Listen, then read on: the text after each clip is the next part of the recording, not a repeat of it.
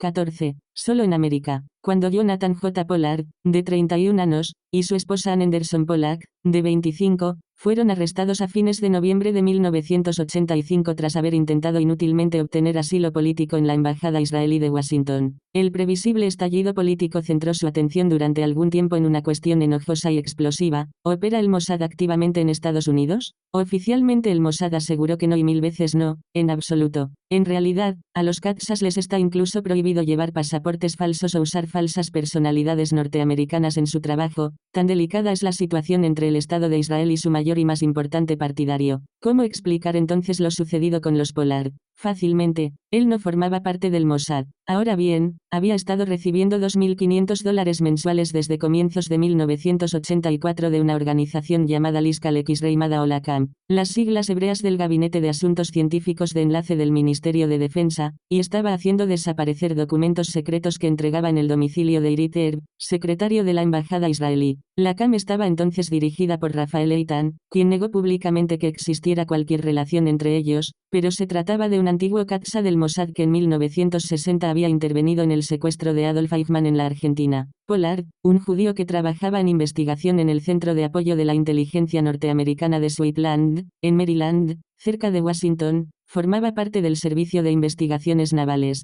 En 1984 fue destinado al Centro de Alerta Antiterrorista en la División de Análisis de Amenazas del SIN. Extraño traslado teniendo en cuenta que previamente había sido amonestado por los oficiales de seguridad por filtrar información al agregado militar sudafricano, y su nueva misión le facilitaba el acceso a un considerable material secreto. No tardó en descubrirse que Pollard compartía tales informaciones con los israelíes, y cuando tuvo que enfrentarse al FBI accedió a cooperar con ellos y los condujo hasta sus contactos. Fue sometido a vigilancia continua por los federales, pero presa de pánico trató de pedir asilo político, siendo arrestados, él y su esposa, en calidad de cómplice, cuando salían de la embajada. Como es natural, los americanos exigieron una explicación. Tras una llamada telefónica desde California del secretario de Estado George Shultz al primer ministro israelí Shimon Peres a las 3:30 de la mañana del 1 de diciembre, hora de Jerusalén, Peres, que había fundado la CAM cuando era viceministro adjunto de Defensa durante la década de los 60, se vio obligado a disculparse formalmente. Espiar en Estados Unidos es totalmente contradictorio con nuestra política. Tal actividad, hasta el punto en que tuvo lugar, fue injusta, y el gobierno de Israel pide perdón por ello. Pérez siguió diciendo que si los funcionarios del gobierno estuvieran implicados, los responsables serían total y definitivamente expulsados y se tomarían las medidas necesarias para que tales actividades no se repitieran. Lo único que hicieron fue cruzar cierta correspondencia y vincular la CAM al Departamento de Asuntos Exteriores, pero con gran sorpresa por parte de Pérez sus declaraciones parecieron satisfacer a la administración norteamericana. El antiguo director de la CIA Richard Helms dijo que era insólito que naciones amigas se espiasen mutuamente. Hagan lo que puedan, el peligro que corren es ser descubiertos, dijo. Y mientras los Pollard eran conducidos a la cárcel por espiar, el Mossad consideraba al LACAM como toscos aficionados en el oficio. Shultz manifestó posteriormente a los periodistas: estamos satisfechos con las disculpas y explicaciones que nos han dado los israelíes. Y tras unas breves ráfagas de publicidad poco favorables a Israel, la controversia languideció. Aunque naturalmente persistieron las sospechas sobre la situación exacta de Pollard, al parecer, incluso la CIA cree que, aparte de aquel extraño y polémico ejercicio, el Mossad, salvo por sus enlaces, no opera activamente en los mismos Estados Unidos. Pues bien, están completamente equivocados. Pollard no pertenecía al Mossad, pero son muchos los que espían de modo activo, reclutando, organizando y realizando actividades secretas principalmente en Nueva York y en Washington, a las que aluden como sus lugares predilectos, que pertenecen a una especial y supersecreta división del Mossad llamada simplemente Al, que en hebreo significa arriba o en lo alto. La unidad es tan secreta y está tan aislada de la organización principal que la mayoría de elementos del Mossad ignoran qué hacen y tienen acceso a sus archivos por computadora. Pero existe y cuenta con 24 o 27 miembros expertos, 3 de ellos Qassas activos. La mayoría, aunque no todos, desempeñan su actividad dentro de las fronteras de Estados Unidos y su primordial tarea consiste en obtener información sobre el mundo árabe y la OLP, en lugar de indagar sobre las actividades del servicio secreto norteamericano. Pero, como veremos, la línea divisoria suele ser confusa y, en caso de duda, Al no vacila en atravesarla. Decir que no recogen información sobre Estados Unidos sería como manifestar que allí la mostaza no es un plato principal pero que les gusta sazonar con ella sus bocadillos. Supongamos, por ejemplo, que en el comité de armamento hay un senador que interesa al Mossad. Al pocas veces utiliza a los Sayanim, pero el papeleo del senador, algo que suceda en su oficina, constituiría una información de interés, por lo que uno de sus ayudantes se convertiría en objetivo. Si se tratara de un judío, lo abordarían para tratar de convertirlo en Sayan. En caso contrario, lo reclutarían como agente o incluso únicamente como un amigo con el que reunirse y prestar oído a sus comentarios. El circuito de cócteles que se celebran en Washington es muy importante para tal fin. Algunos agregados asisten a todos ellos, y no existe ningún problema en añadir a alguien a ese circuito, incluyéndolo en un entorno adecuado. Imaginemos que McDonnell Douglas desea vender aviones fabricados en Estados Unidos a Arabia Saudí. ¿Sería una cuestión americana o israelí? Bien, por cuanto concierne al Mossad, es algo que incumbe a Israel. Cuando se tiene algo similar a mano es muy difícil no utilizarlo, eso es lo que hacen. Una de las famosas actividades de Al consistió en el robo de material de investigación de algunas de las más importantes empresas americanas fabricantes de aviones para contribuir a asegurar un contrato quinquenal de $25.800.000 firmado en enero de 1986, por el que se suministraba a la Armada y a los cuerpos de la Marina Americana 21 aparatos teledirigidos de unos 6 metros de longitud o un aparato no tripulado Mazlat Pioneer, más el equipo adicional de control de tierra, lanzamiento y recuperación. Los aparatos teledirigidos, que contaban con un monitor de televisión montado en su parte inferior, se utilizaban para misiones de reconocimiento militar. Mazlat, una filial de las industrias aeronáuticas israelíes nacionales en Tadiran, consiguió el contrato tras superar las pujas de las firmas norteamericanas en una subasta de 1985. En realidad Al robó el material de investigación. Israel había estado trabajando en un avión teledirigido, mas aún no había avanzado bastante en sus investigaciones para poder presentarse a tal competición y si en una oferta no deben incluirse los costes para amortizar la investigación. Existe una diferencia sustancial. Tras obtener el contrato, Mazlat formó sociedad con AI Corp, de Baltimore, en Maryland, para completarlo. Al es similar al Tsomet, pero no entra en la jurisdicción del jefe de esta organización. Antes bien, informa directamente al jefe del Mossad. A diferencia de las bases normales del instituto, no opera en el interior de la embajada israelí, sus instalaciones se hallan situadas en pisos francos o apartamentos. Los 3 equipos de Al están ubicados como una base o unidad. Supongamos que por las causas que fueren de un día para otro las relaciones entre Israel y Gran Bretaña se fuesen a pique y el Mossad tuviese que abandonar el Reino Unido. Al día siguiente podría enviar un equipo de Al a Londres y contar con una organización clandestina completa. Los Qassas de Al se cuentan entre los más expertos del instituto. En Estados Unidos existen muchísimas oportunidades de introducirse en determinados ambientes, pero si no se trabaja a través de la embajada, especialmente en comunicaciones, surgen dificultades. Si un miembro de Al fuese descubierto en Estados Unidos, sería encarcelado como espía, no gozan de inmunidad diplomática, y lo peor que puede sucederle a un Qatsa en una base normal es ser deportado, puesto que sí posee inmunidad diplomática. Oficialmente el Mossad tiene una base de enlace en Washington, pero nada más. Otro problema que impide el funcionamiento de la embajada israelí en Washington es que se halla situada tras un centro comercial, a mitad de camino de una cuesta sobre el International Drive,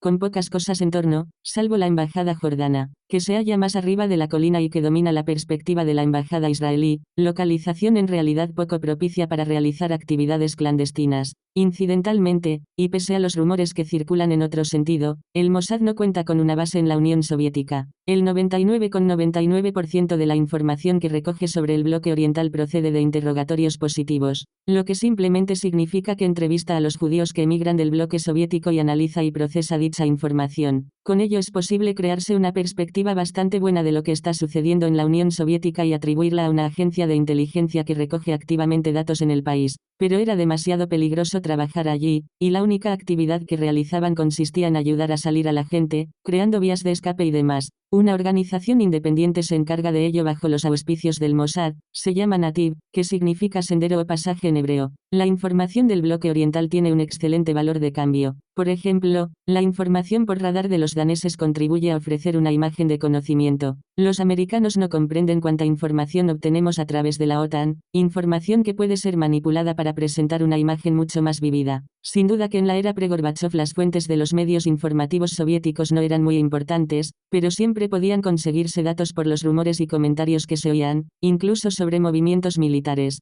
Alguien podía quejarse de que su primo había sido trasladado a determinado lugar y no habían vuelto a tener noticias de él. Aunque tan solo 10 personas llegasen diariamente a Israel procedentes del bloque soviético, aún podían suministrar extraordinaria cantidad de información. Pese a que la base de Al se halla fuera de la embajada, sigue funcionando como la mayoría. Comunica directamente con el cuartel general de Tel Aviv bien por teléfono, telex o módem computador, sin utilizar los sistemas de comunicaciones a ráfagas, porque aunque los americanos no pudieran interrumpir los mensajes, comprenderían que existía una actividad clandestina en el entorno, algo que el Mossad desea evitar. La distancia es asimismo un factor decisivo. Los Qassas de Al son los únicos de toda la organización que utilizan pasaportes americanos, y con ello quebrantan dos normas fundamentales: están operando en un país objetivo y utilizan la cobertura del país en que se encuentran. Existe la norma de no hacerse pasar jamás por inglés en Inglaterra o francés en Francia, pues sería demasiado fácil para los naturales del país descubrir la falsedad de la documentación. Si, por ejemplo, un policía francés examinase un permiso de conducir nacional, podría comprobar inmediatamente su autenticidad. Al siempre se ha librado de ello porque la calidad de su información es superior, y tiene que serlo.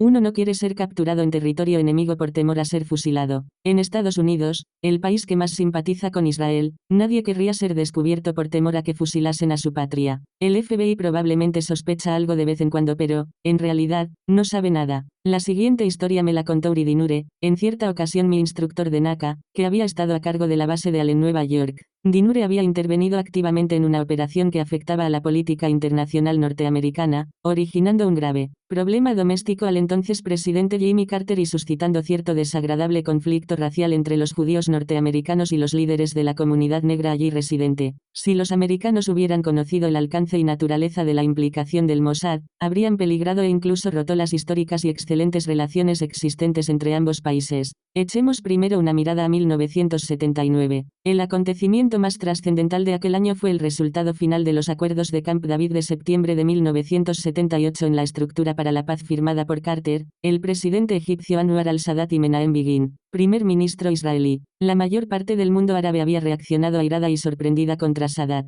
En cuanto a Begin, comenzó a lamentar todo el asunto casi inmediatamente después de abandonar Camp David. El secretario de Estado Cyrus Vance había intentado un acercamiento diplomático relámpago de última hora para llegar a un acuerdo antes del 17 de diciembre, fecha límite para la firma del tratado fijado en Camp David, pero que en el último momento se fue a pique cuando Begin se negó a negociar formalmente, creando una considerable desconfianza entre Washington y Jerusalén. A comienzos de 1979 Begin envió a su legendario ministro de Asuntos Exteriores Moshe Dayan a Bruselas para reunirse con Vance y Mustafa Khalil, primer ministro egipcio, a fin de que sondeara el medio de reanudar las conversaciones, que habían llegado a un punto muerto. Pero Begin anunció bruscamente que Dayan solo discutiría cómo, cuándo y dónde podrían ser reanudadas las negociaciones antes que el verdadero contenido del acuerdo de Camp David. A fines de diciembre de 1978, el Knesset israelí, dividido como de costumbre, había emitido 66 votos contra 6 a favor de la dura posición de Begin contra Washington y el Cairo. Para demostrar cuál era su talante, Israel interrumpió el retorno de equipamiento militar planeado para contribuir a acelerar la retirada del Sinaí según un tratado de paz, aumentó asimismo sus ataques contra los campamentos palestinos en el Líbano, lo que impulsó a declarar a Richard Stone, demócrata de Florida y jefe del subcomité del Senado para Asuntos de Oriente Próximo y Sur de Asia, que los israelíes parecían haber girado en círculos sus carromatos.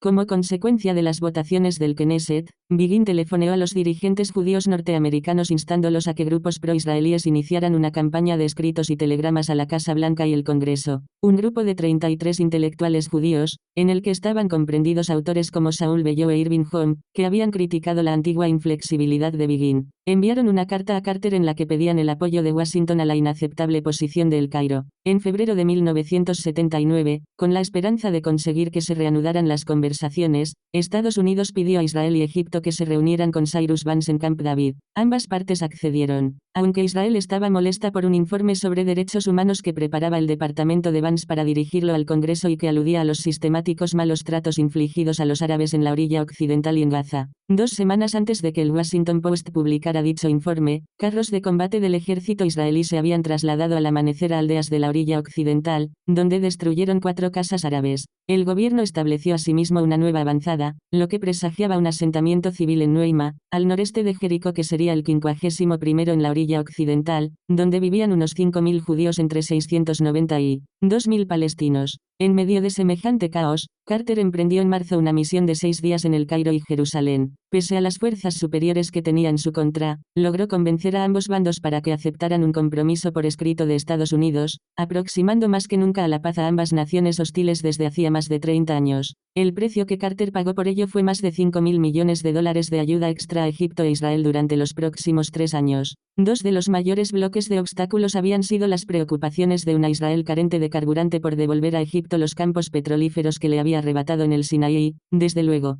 la cuestión aún pendiente de la autonomía palestina. En mayo, Carter designó al tejano Robert S. Strauss, de 60 años, antiguo presidente del Comité Democrático Nacional, como superembajador para la segunda fase de las negociaciones de paz. Aunque Israel aprobó formalmente tal candidatura, siguió asaltando las bases de la OLP en el Líbano. Sin embargo, el gabinete de Begin se pronunció con 8 votos contra 5 en pro de otra nueva colonia judía Nilon More, en la zona de ocupación de la orilla occidental, lo que impulsó a 59 personalidades judeoamericanas a enviar a Begin una carta abierta en la que criticaban la política israelí de establecer nuevas colonias judías en zonas árabes densamente pobladas. Para complicar más las cosas, Begin sufrió un amago de ataque al corazón y Dayan descubrió que tenía cáncer. La inflación alcanzaba el 100% en Israel. El déficit de la balanza de pagos del país se aproximaba a los $4.000 millones, y la deuda total con el extranjero se había duplicado en 5 años hasta $3.000 millones, suscitando una crisis política doméstica. Todo ello exacerbado por lo ultrajados que se sentían los judíos ante la comparación efectuada por Carter de la crisis que sufrían los palestinos con el movimiento americano de derechos civiles.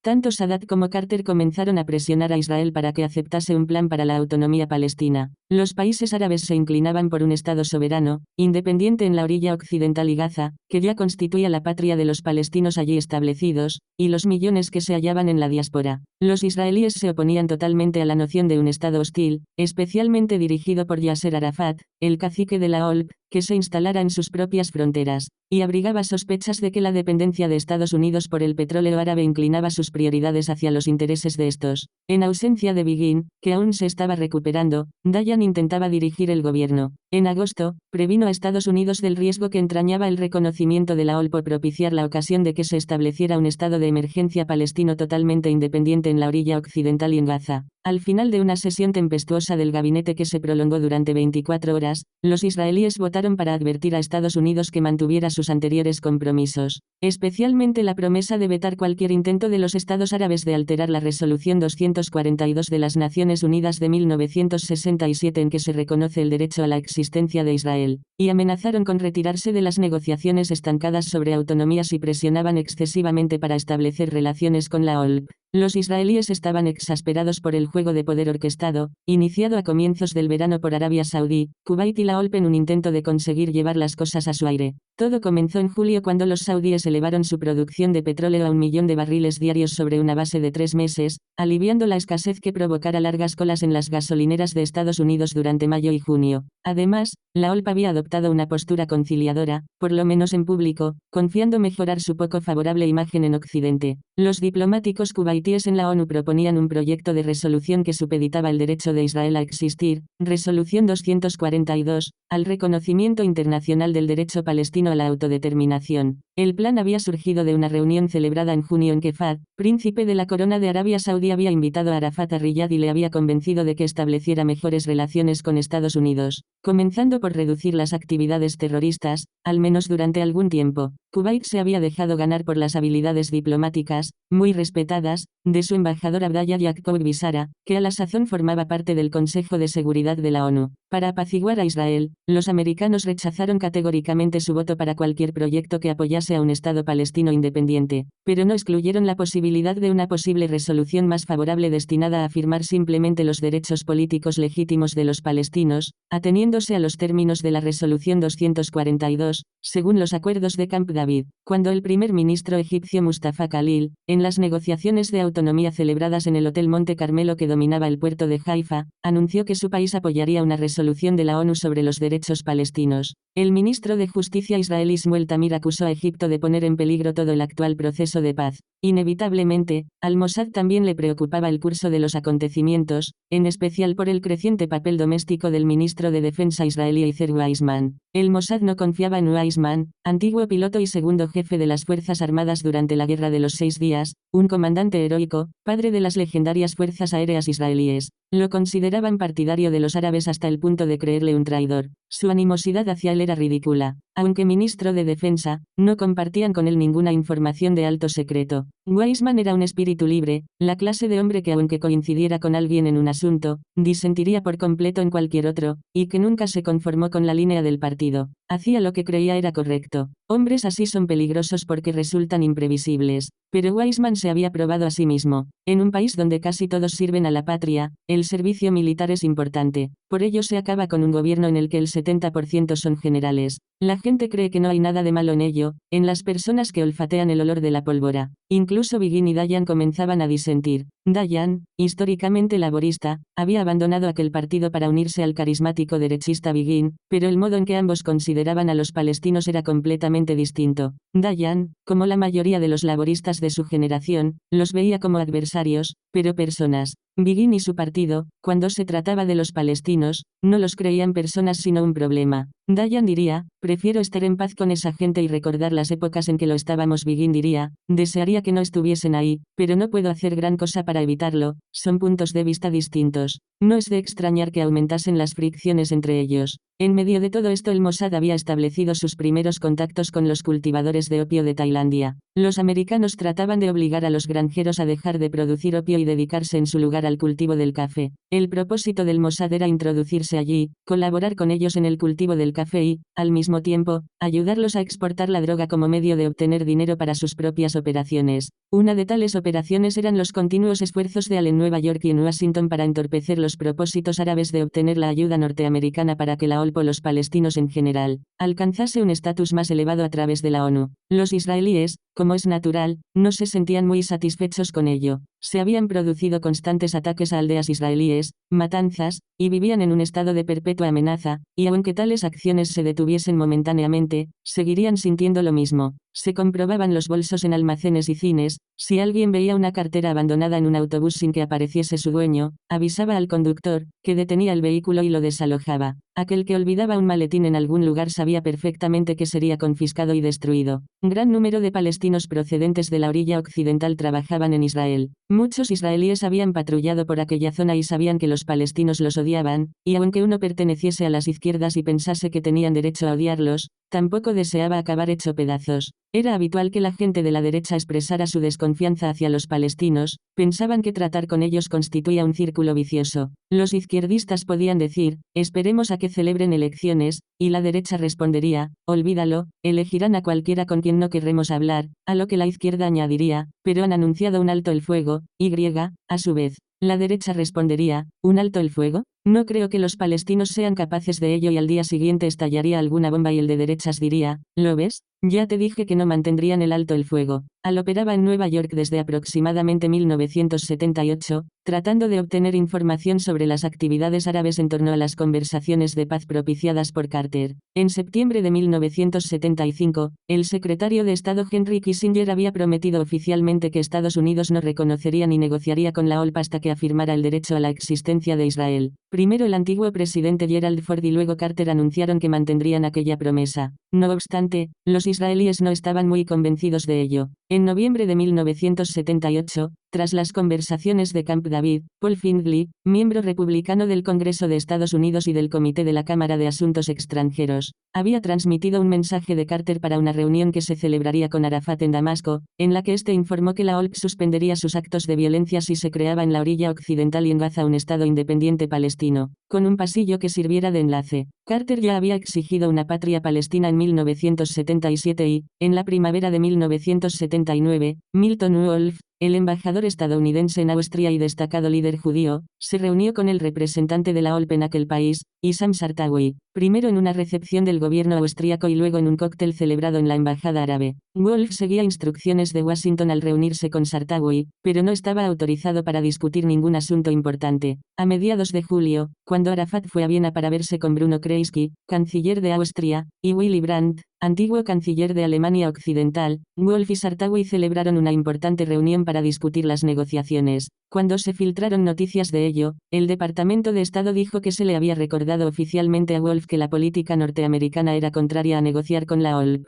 pero el Mossad sabía que había seguido instrucciones directas de Washington. Se produjo un creciente impulso en Estados Unidos para lograr cierto alineamiento de paz. Incluso los árabes comenzaban a apreciar las ventajas de ello y el Mossad, a través de su red de escuchas electrónicas instaladas en los hogares y oficinas de varios embajadores y dirigentes árabes en Nueva York y en Washington, se enteró de que la OLP se inclinaba por aceptar la posición de Kissinger de 1975, reconociendo el derecho a la existencia de Israel. A la sazón, el embajador norteamericano en la ONU era Andrew Ian, un liberal sureño negro íntimo amigo de Carter, uno de los primeros partidarios del presidente y considerado el principal conducto de la administración entre la Casa Blanca y la comunidad de color. Ian, directo y con frecuencia polémico, era un producto del movimiento de derechos civiles norteamericano y sentía debilidad por los desvalidos, opinión que Israel consideraba más contraria a sus propios intereses que favorable a Palestina. Ian creía que Carter deseaba hallar una solución, un arreglo que aliviase a los palestinos de la posición en que se hallaban encerrados, mientras se creaba una situación de paz en la región. Aunque Ian se oponía a la creación de nuevas colonias en la orilla occidental, deseaba aplazar la presentación prevista por los árabes de una resolución destinada al reconocimiento de la OLP ante la ONU.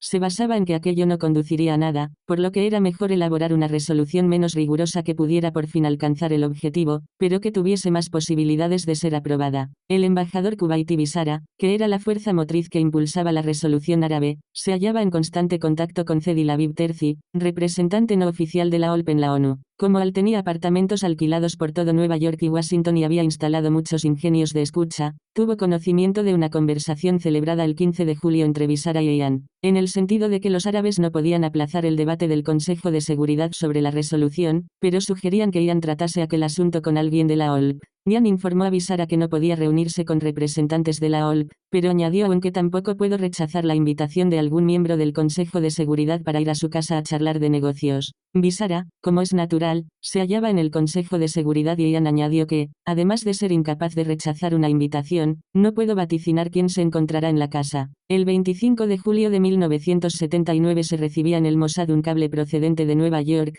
redactado en los siguientes términos. El embajador de Estados Unidos en la ONU se reúne con el representante de la OLP en dicho organismo. En el cable figuraba la anotación, urgente, tigre, negro, que significaba que aquel mensaje debía ser visto únicamente por el primer ministro y algunos de sus oficiales de Estado Mayor, probablemente no más de 5 personas en total. El documento fue entregado en clave en las oficinas del jefe del Mossad, Yitzhak Ofi, quien transmitió personalmente el mensaje descifrado a Begin. Los veteranos israelíes se horrorizaron al enterarse de que Ian iba a reunirse con Terzi. El mensaje también facilitaba otras fuentes de información, consistentes en grabaciones de la línea privada de Bisara con sus oficinas en la ONU, en que se demostraba que había invitado a Ian a su casa y que él había aceptado. Entonces se suscitó la cuestión de si debía evitarse la reunión o dejar que se produjera. Esta última alternativa demostraría que los temores israelíes eran fundados, pues se había producido un giro en la actitud de Estados Unidos hacia su país y contribuiría a demostrar a los amigos americanos que desempeñaban altos cargos en el país que en aquella administración particular existía tal peligro,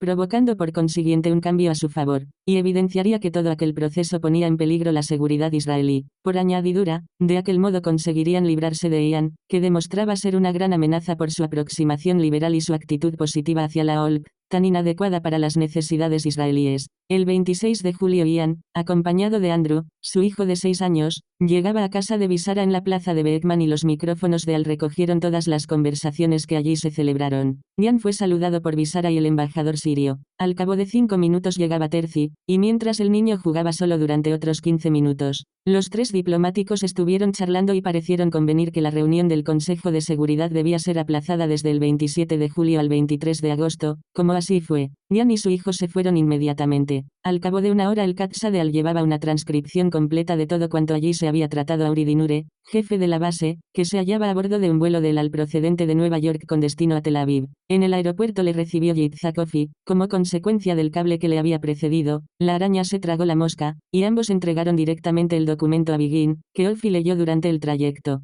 Dinure permaneció en Israel únicamente 6 horas y regresó con una copia del escrito que debía confiar al embajador de Israel en la ONU, Yehuda Blum, de origen checoslovaco y experto en legislación internacional. Ofi no deseaba que trascendieran noticias de aquella reunión a los medios informativos y, en especial, Tampoco quería estropear el proyecto de Nueva York. Alegaba que Begin podía conseguir mucho más acudiendo a la administración y tratando con ellos, el mismo acercamiento que ellos habían efectuado tras la reunión de Milton Wolf con la OLP en Viena. Dijo que no constituiría una buena política en Estados Unidos perjudicar a Ian, que era muy popular entre los negros, y que, de todos modos, podían obtener más concesiones de los americanos moviéndose entre bastidores. Pero a Begin no le interesaba la diplomacia, quería sangre. Deseo que se sepa, dijo. Convinieron en que no era cuestión de dar a conocer toda la información, corriendo por consiguiente el peligro de descubrir su fuente, y por ello se informó simplemente a la revista Newsweek que Ian y Terzi se habían reunido. Ello, como es natural, provocó una consulta al Departamento de Estado y se pidieron explicaciones a Ian. Su primera versión fue que había salido a dar un paseo con su hijito y que decidió detenerse en casa de Visara, donde sorprendentemente se encontró con Terzi. Añadió que ambos estuvieron entretenidos durante 15 o 20 minutos con formalidades sociales y nada más. El secretario Vance, a su regreso de Ecuador, recibió un cable con la explicación de Ian. Tranquilizado al ver que se trataba simplemente de un encuentro fortuito, Vance autorizó al portavoz del Departamento de Estado, Tom Redson, para que diera a conocer la versión de Ian a mediodía del lunes 13 de agosto. Una vez parecían haberse disipado las dudas, el Mossad se las ingenió para que llegasen a Ian ciertos rumores en el sentido de que si creía que Israel iba a conformarse con ello estaba muy equivocado. Preocupado, Ian solicitó y obtuvo una entrevista con Yehuda Blum que duró 2 horas. Ignoraba que su interlocutor estaba al corriente de todas las conversaciones que había sostenido con Visara y Terzi durante la reunión y por ello Blum consiguió hacerle admitir mucho más de lo que había informado oficialmente. En primer lugar, Blum no estaba demasiado entusiasmado con Ian y en la mayoría de sus informes no dispensaba a este grandes elogios. Pero como era un diplomático experto, poseía la transcripción y sabía exactamente lo que había sucedido, estuvo en condiciones de sonsacarle. Ello representaba poder utilizar a Ian como fuente, por lo que no tendrían que exponerse a descubrir que ya estaban al corriente de todo. Ian, que aún creía que la principal intención de Israel era conseguir que las negociaciones siguieran adelante, ignoraba que estaba siendo manipulado. Tras la reunión con Blum y el reconocimiento de los hechos por parte de Ian, Begin hizo comparecer a su presencia al embajador de Estados Unidos en Israel y le expuso una queja formal que fue transmitida al embajador casi al mismo tiempo que a los medios informativos para asegurarse de que la noticia no se perdía entre la confusión reinante. Hacia las 7 de la mañana del 14 de agosto, en el escritorio de Vance, en Washington, se encontraba un cable urgente procedente de la embajada americana en Israel en que se esbozaba lo que los israelíes pretendían que Ian había explicado al Departamento de Estado y que difería considerablemente de lo que ellos, a su vez, habían comunicado el día anterior a los medios informativos. Vance fue a la Casa Blanca y dijo a Carter que Ian debía dimitir. Carter accedió provisionalmente, aunque alegando que deseaba pensárselo aquella noche. Ian se presentó en la residencia familiar de la Casa Blanca a las 10 de la mañana del día siguiente, 15 de agosto de 1979, llevando su carta de dimisión. Tras una sesión de 90 minutos salió un rato y luego volvió a reunirse con el presidente y ambos fueron a la oficina de Hamilton Jordan, donde se habían reunido los altos cargos de la Casa Blanca. Carter le pasó el brazo por los hombros mientras Ian comunicaba a sus amigos que había dimitido. 2 horas después el secretario de prensa Jody Powell, esforzándose por guardar la compostura, anunciaba la lamentable dimisión de Ian. Cuando Strauss, enviado de paz de Estados Unidos, se hallaba a bordo del avión que le conducía a Oriente Medio comentó: "Este asunto de Ian refuerza las sospechas infundadas de que Estados Unidos está tratando solapadamente con la OLP". Más tarde Ian trataría de defender sus actos diciendo: "Yo no mentí, simplemente dejé de confesar la verdad. Inicié mi observación al Departamento de Estado, diciendo, voy a dar a ustedes la versión oficial, y les di una versión oficial, por lo que no engañé a nadie. Pero el mal ya estaba hecho. Ian había sido anulado y transcurriría mucho tiempo antes de que ningún americano intentara volver a negociar con la OLP. Por consiguiente, a través de su extensa red de actividades clandestinas, Al había conseguido dar fin a la carrera de uno de los más íntimos amigos de Carter, pero al que Israel no consideraba su amigo. Al cabo de unos días de que la historia apareciese en los titulares de los periódicos, Uri Dinure manifestó que el ambiente estaba demasiado enrarecido para seguir allí y solicitó el traslado. Se clausuraron todos los pisos francos del Mossad y la operación de Nueva York se trasladó a otros apartamentos. El instituto estaba convencido de que se emprenderían medidas contra ellos, pero nada sucedió. Era como escuchar el silbido de una bomba cuando está cayendo. Uno permanece sentado esperando a que estalle, a que todo se desplome, pero al final no sucede nada. No obstante, la principal secuela de esta aventura no tardaría en convertirse en uno de los más desagradables capítulos de las relaciones entre judíos y negros en Estados Unidos. Los líderes negros americanos se sintieron abrumados ante la marcha de Ian. El alcalde Richard Hatcher, de Gary, en Indiana, declaró a la revista Time que había sido una dimisión forzada que representaba un insulto para la gente de color. Benjamin Hughes, director ejecutivo de la Asociación Nacional para el Progreso de la Gente de Color, ANPGC, declaró que Ian había sido una víctima propiciatoria de circunstancias para él incontrolables. Añadió que Ian debería haber recibido una medalla de la presidencia por tan brillante lance diplomático en lugar de perder su cargo por tal causa. El reverendo Jesse Jackson, más tarde candidato a la presidencia de Estados Unidos, dijo: "Existe una gran tensión en el país en torno a esta dimisión forzada", y describió las relaciones entre negros y judíos como más tensas que nunca desde hacía 25 años. El propio Ian aseguró que no se produciría polarización entre dirigentes judíos y negros, pero predijo que habría algo similar a un enfrentamiento de amigos. Añadió que la actitud consecuente de la comunidad negra hacia Oriente Medio no debería considerarse en modo alguno antisemita. ¿Acaso sea pro-palestina en cierto modo, a diferencia de antes, en cuyo caso la comunidad judía tendrá la responsabilidad de encontrar un modo de aludir a ellos sin mostrar su antagonismo? Otros dirigentes negros deseaban saber por qué Ian había sido cesado por entrevistarse con la OLP, mientras que el embajador norteamericano Wolf, notable líder judío, no lo era pese a haber celebrado diversas conversaciones con la OLP. La principal diferencia, naturalmente, radicaba en que Wolf no había sido descubierto tratando de ocultarlas. Sin duda que el principal favorecido en este juego de intrigas pareció ser la OLP, no Israel, puesto que las organizaciones negras de Estados Unidos acudieron cada vez más en apoyo de Ian, y la causa de la OLP,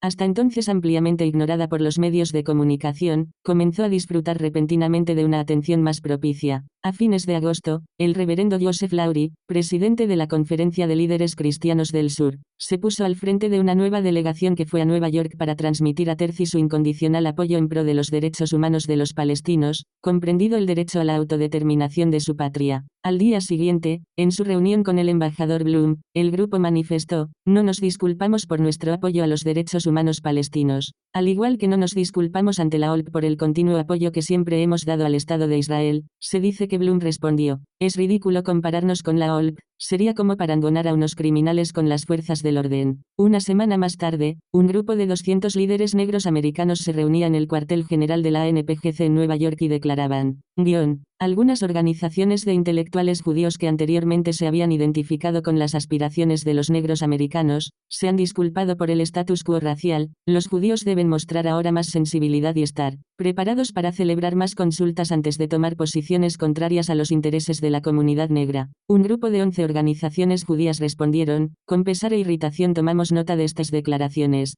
No podemos colaborar con aquellos que recurren a verdades a medias, mentiras e intolerancia de cualquier modo o de cualquier origen. No podemos colaborar con quienes cederían al chantaje árabe". Jesse Jackson aparecía en la revista Time de 8 de octubre abrazando a Yasser Arafat, en parte como una misión para la que se había autodesignado cuando Begin se negó a reunirse con él por las simpatías que demostraba hacia la OLP. Jackson calificó la negativa de un rechazo a los negros de América, a su apoyo y a su dinero. Durante el mismo viaje de Jackson, Lowry acompañó a Arafat en un coro cantando "Venceremos". A fines de aquel mes Vernon E. Jordan hijo, jefe de la Liga Nacional Urbana, intentó serenar las agitadas aguas en un discurso que pronunció en Kansas City en estos términos: "Las relaciones negro-judías no deberían ponerse en peligro por precipitados flirteos con grupos terroristas dedicados al exterminio de Israel. El movimiento de derechos civiles de los negros nada tiene en común con facciones que comprometen sus pretensiones a la legitimidad por el asesinato a sangre fría de civiles inocentes y niños". Jackson, que aludía a la OLP como a un gobierno en el exilio, se reunió con Jordan en Chicago y posteriormente este explicó: "Acordamos discrepar sin mostrarnos desagradables".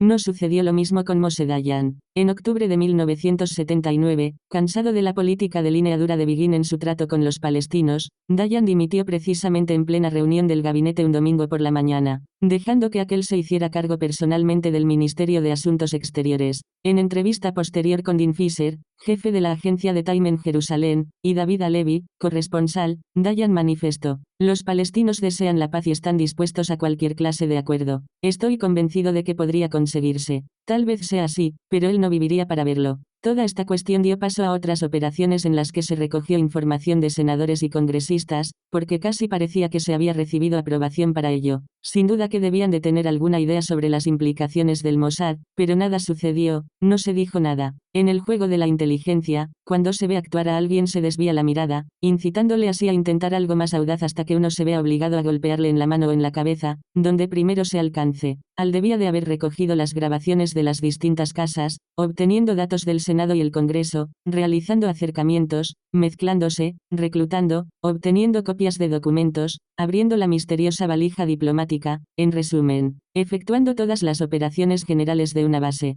Sus casas asistían a fiestas en Washington y Nueva York, todos dirigían sus negocios. Uno de ellos controlaba un servicio de escoltas que aún existe. El Mossad ni siquiera admite la presencia de Al dentro del instituto. Se dice que la inteligencia israelí no opera en Estados Unidos, pero la mayoría de miembros del Mossad conoce la existencia de Al, aunque ignora exactamente cuáles son sus actividades. Lo más sorprendente es que, cuando la CAM se destapó en el caso Pollard, la gente del Mossad aseguró: "Nosotros no trabajamos en Estados Unidos", lo que tan solo demuestra que no siempre puede uno fiarse de las palabras de un espía.